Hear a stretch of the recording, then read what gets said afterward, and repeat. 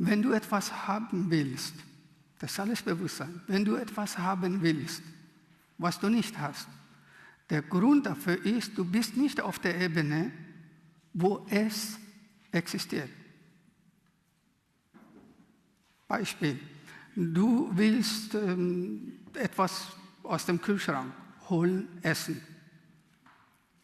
Du würdest nicht zum Dachgeschoss laufen. Du würdest auch nicht in den Garten gehen oder in den Keller. Du gehst in die Küche und holst es, richtig? Wenn du nochmal, merkt euch das, schreibt euch das auf, wenn du etwas haben willst und du hast es noch nicht, Traumfrau, Traummann, tolles Auto, Geld, Reichtum, Erfolg, was auch immer du willst, dann heißt das, du befindest dich aktuell nicht auf derselben Ebene wie das, was du haben willst. Wir müssen das geben, was wir haben wollen, dann sind wir auf derselben Ebene. Christus hat vor 2000 Jahren gesagt, für sogar mehr, er hat gesagt, gib anderen das, was du dir von ihnen wünschst. Das ist so eine moderne Übersetzung davon, was ich gesagt habe. Die einzige Möglichkeit, wirklich reich und erfolgreich zu werden, ist, wenn du deine Bestimmung findest und erfüllst. Ich finde, das ist die einzige Möglichkeit. Wir können auch auf sonst irgendeine Art und Weise reich werden, aber wir haben davon nichts, weil es nicht unser Reichtum ist. Es bringt nichts, irgendwelche Traumfrauen kennenzulernen, wenn sie nicht deine sind. Oder Traummänner oder Traumauto. Du kannst das beste Auto der Welt fahren, das teuerste, aber wenn das nicht dein Auto ist, dann bringt es dir nichts. So. Wenn du zum Beispiel reich sein willst, dann sei eine Bereicherung für Menschen. Pferde und Katzen und Hunde werden dir kein Geld geben. Menschen schon.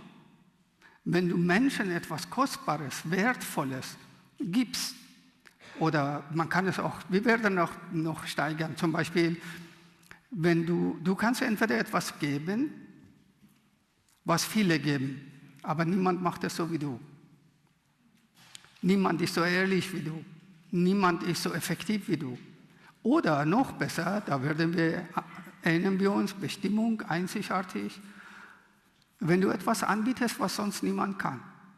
Und ich versichere euch, jeder von euch kann etwas anbieten, was sonst niemand in dieser Welt kann.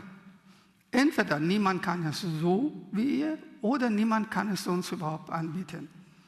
Also wenn du etwas haben willst, was du nicht hast, dann bist du nicht auf dieser Ebene, wo du es haben kannst. Und du kommst, die Eintrittskarte in diese Ebene ist, gib das, was du dir wünschst. Dann bekommst du es auch. Weil du im Austausch bist, aktiv im Austausch bist mit dem, was du willst. Wenn man dich nicht wertschätzt, wenn man keinen Respekt vor dir hat, wenn man ohne Achtung und Liebe mit dir umgeht, bist du im falschen Umfeld. Perle vor Säue geworfen, wie Christus zu sagen pflegt. Und es ist deine Aufgabe, in ein anderes Umfeld zu gehen. Falsche Kunden, falsche Kinder, falsche Ehemann, falsche Ehefrau, falsche Freunde, falsche was weiß ich. Ja, ist so. Was meint ihr, wie viele Eltern anständig behandelt werden von eigenen Kindern? Nicht viele. Nicht viele. Wie viele Mütter werden wertgeschätzt, werden geliebt, geachtet? Nicht viele. Väter erst recht. Wenn man dich ohne Wertschätzung, ohne Liebe, ohne Respekt behandelt, dann bist du in einem falschen Umfeld.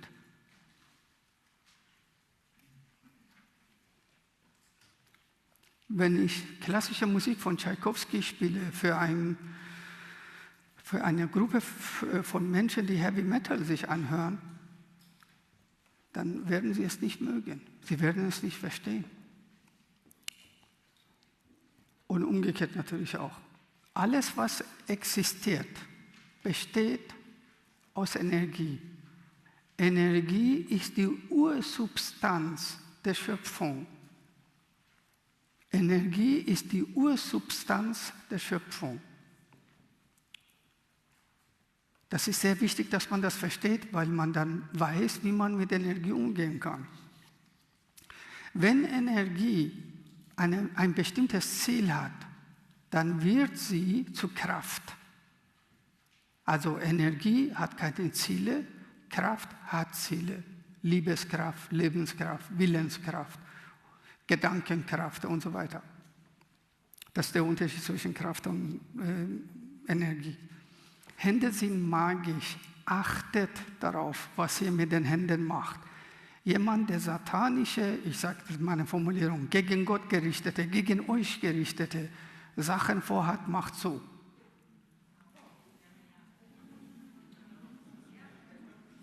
Ob bewusst oder unbewusst. Nicht alle, die das machen, sind jetzt böse, sondern sie haben etwas vor, was gegen die Schöpfung gerichtet ist.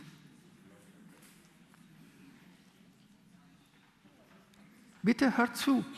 Hände sind magisch. Mit diesen Bewegungen sendest du Signale und sprichst eine Kraft an, die du nicht kennst. Tu es nicht. Wenn du die Hände so hältst und dann die Finger so, ich will nicht sagen, mit wem ihr in Kontakt tretet. Ich kann das machen, weil diese Kräfte mich sowieso nicht mögen. Und mir passiert nichts, aber tut das nicht. Tut das nicht. Das hier, vor allem auf den Knien, tut das nicht. Meine Empfehlung, ihr könnt machen, was ihr wollt, aber wenn ihr mit Kräften, die gegen euch gerichtet sind, nicht in Kommunikation treten wollt, dann solltet ihr solche Handbewegungen oder Handformationen meiden. Jeder Mensch, jeder von uns hat 3 Energieanteile. 3. Ein Mann, nicht ein Waschlappen oder jemand, ihr wisst schon, also jemand, der männlich ist. Er hat 2 männliche Anteile, einen weiblichen Anteil. Ein echter Mann, gibt es nicht mehr so viele. Und eine echte Frau gibt es auch nicht mehr so viele, hat auch 3 Energieanteile, aber 2 weibliche, einen männlichen.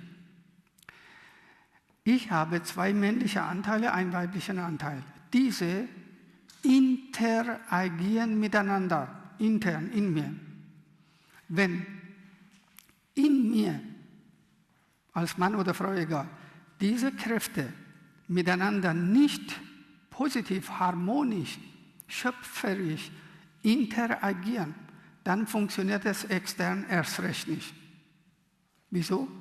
Wenn ich eine gestörte Beziehung habe, intern, dann ziehe ich auch eine Frau an, die hat auch gestörte Beziehung da drin. Also die Dinge funktionieren nicht, weil Gleiches zieht zum Gleichen.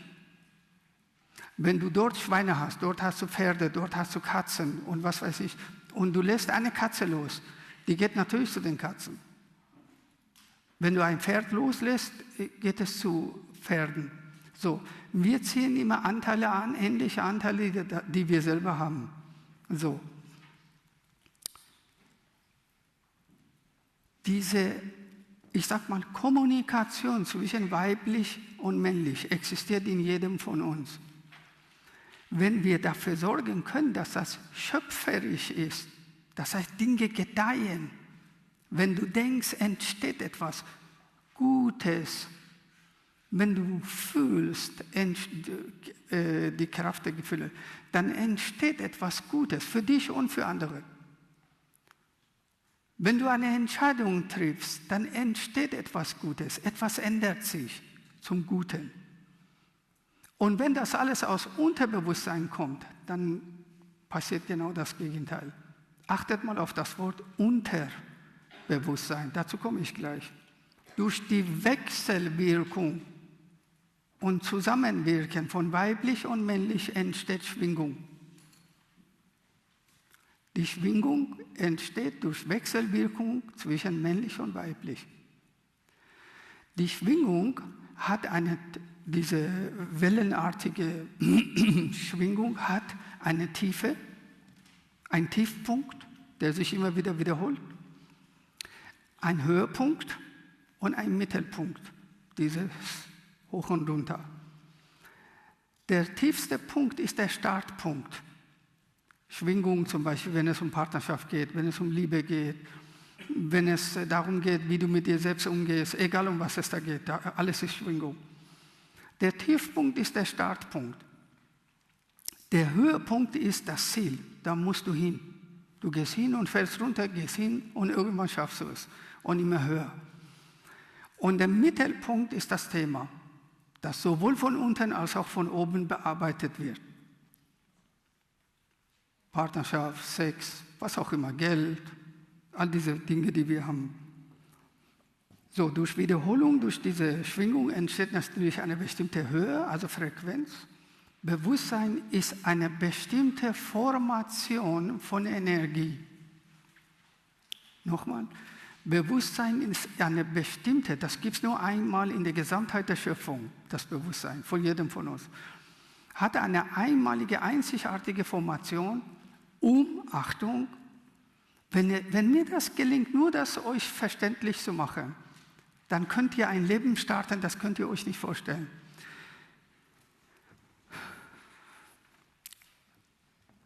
Er sagt immer ruhig. So.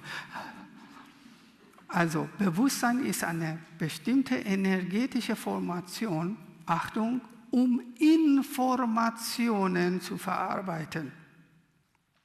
Wozu? Damit etwas Schöpferisches entstehen kann. Sehr wichtig. Das Bewusstsein ist hat eine bestimmte energetische Formation, um, Achtung, Informationen zu verarbeiten. Achtet mal auf das Wort Formation und Information. Information, das bedeutet, durch Austausch mit der Schöpfung kommen Dinge rein und die verarbeiten wir, das ist ja das Ziel, um etwas Schöpferisches zu erschaffen. Eine Firma gründen ist etwas Schöpferisches. Sex zu haben ist etwas Schöpferisches. Kochen ist etwas Schöpferisches. Wenn etwas gedeiht, wenn etwas entsteht, was es vorher nicht gab, dann handelst du bewusst. Nicht unbewusst, sondern bewusst. Bewusstsein ist eine bestimmte energetische Formation, um die Information zu verarbeiten, mit dem Ziel, etwas Schöpferisches zu erschaffen. Das heißt, wenn wir unser Bewusstsein, wie gesagt, wenn wir nur das heute hinkriegen, bin ich super glücklich. Achtet darauf, euer Bewusstsein so einzusetzen, dass etwas, Achtung, Schönes entsteht. Die Badewanne wird gereinigt, ist auch was Schönes. Du kaufst dir eine schönere Unterhose als sonst, ist auch was Schönes, etwas Schöpferisches, etwas, was es vorher nicht gab. Unterbewusstsein ist eine Fremdinstallation. Deshalb heißt es auch unter dem Bewusstsein. Etwas hat sich da eingeschleust, hat sich so eingenistet und deshalb heißt es auch Unterbewusstsein. Es gibt irgendwelche Heinis, die in dieser Welt erzählen, ja, dein Unterbewusstsein hat Macht und dann haben sie auch Bücher geschrieben und teilweise haben sie auch Seminare abgehalten, hier in Basel, wusste ich alles nicht. Und sie erzählen, dass du dein Bewusstsein nutzen kannst. Das Bewusstsein ist eine Fremdinstallation.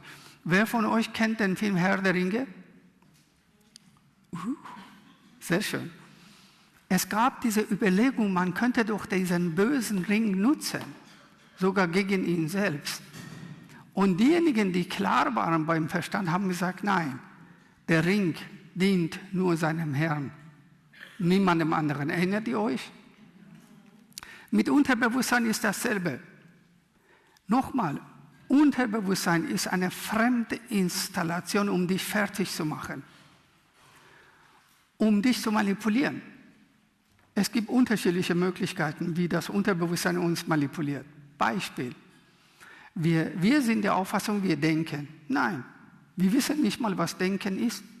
Wir wissen es nicht. Wir wissen nicht, was Gedanken sind. Das erklärt uns auch keiner, weil keiner es weiß. Was machen wir? Wir grübeln nach über das, was geschehen ist. Das ist nicht Denken. Das ist, stellt euch vor, ihr holt das Essen aus der Biotonne raus und wärmt das auf, jeden Tag. Ja, das ist doch klar, dass man sich vergiftet, wenn man ständig in der Vergangenheit rumeiert. Negativ. So. Das Gegenteil von Denken, von Gedanken sind zum Beispiel Überzeugungen. Das Leben ist hart, erinnern wir uns? Liebe macht blind und so weiter. Das Geld stinkt.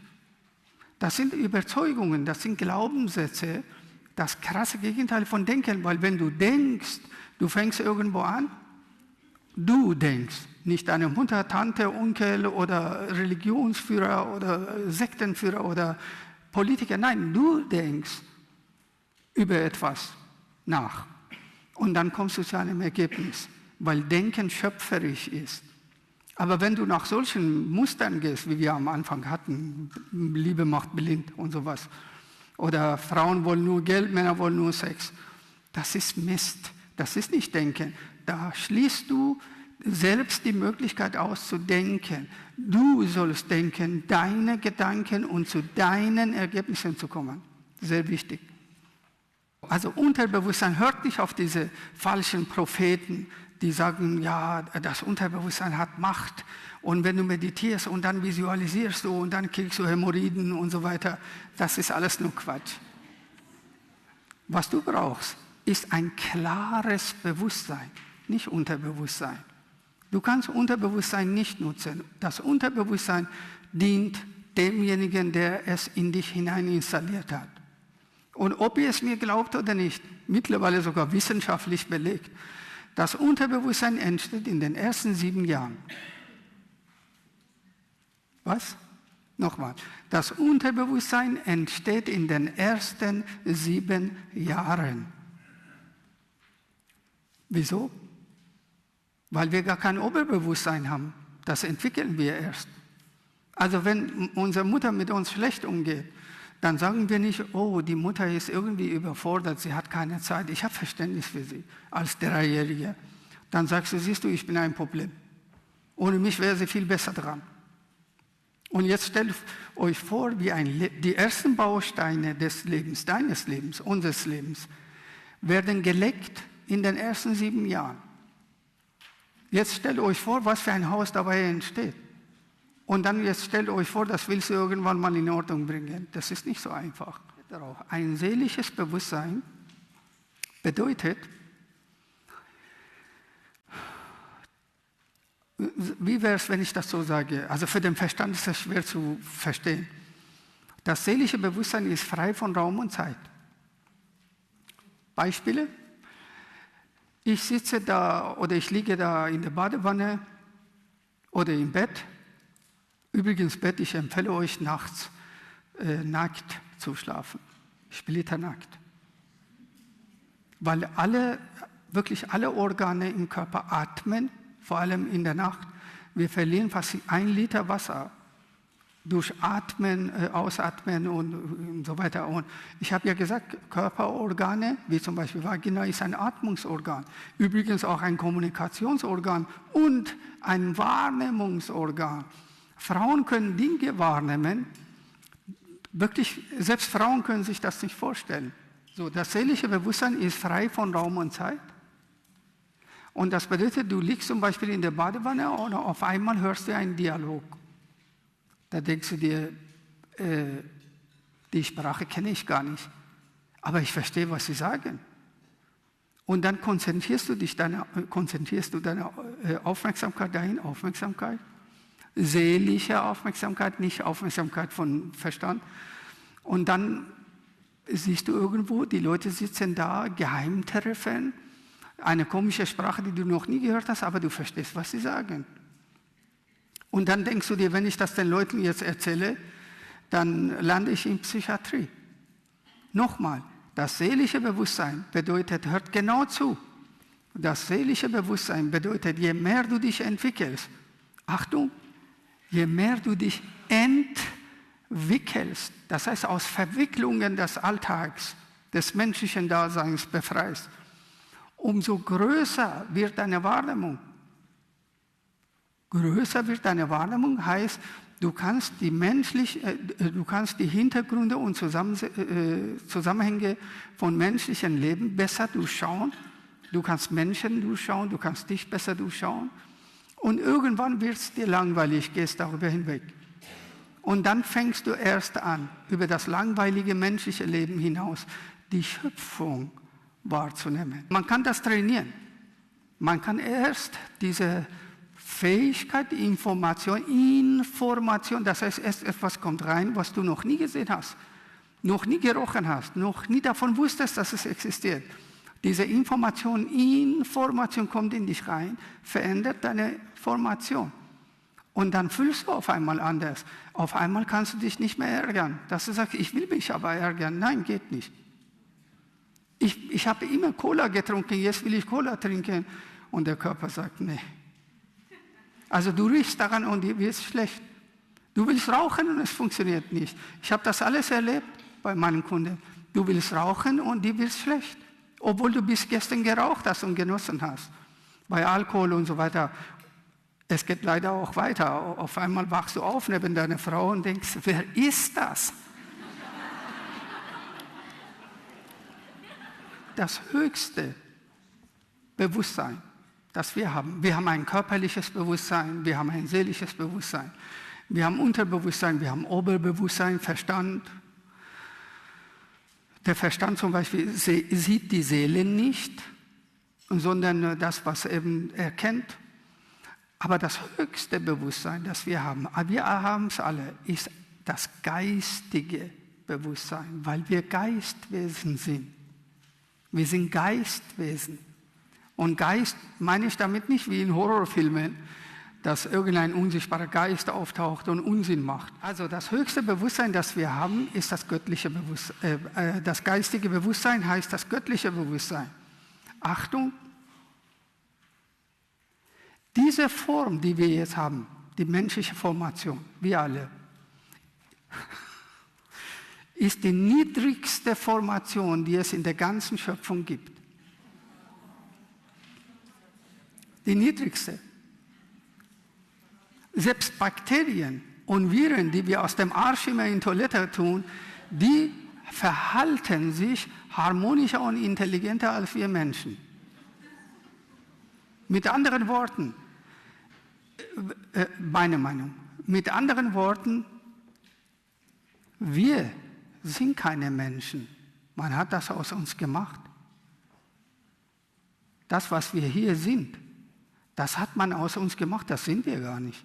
Wir sind sehr viel mehr. Sehr viel mehr. Man hat uns belogen und betrogen.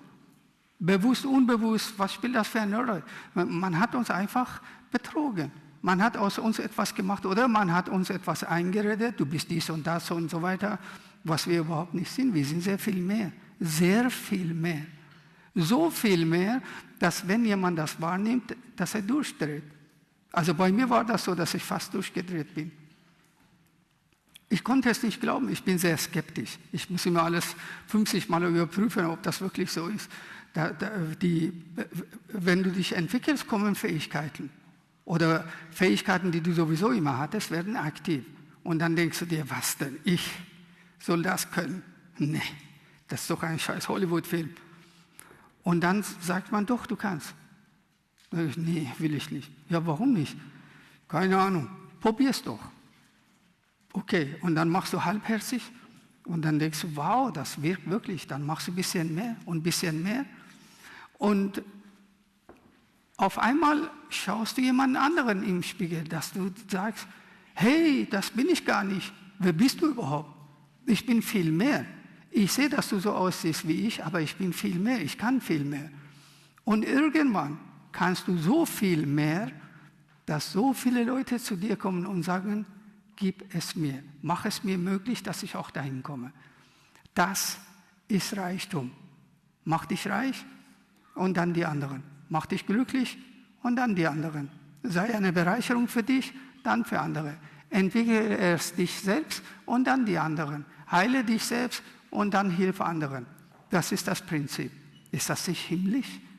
Menschlich gesehen gibt es 3 Bewusstseinsebenen. Menschlich.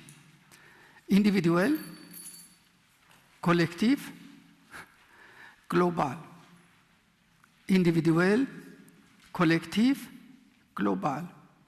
Individuell bedeutet, nur du denkst so.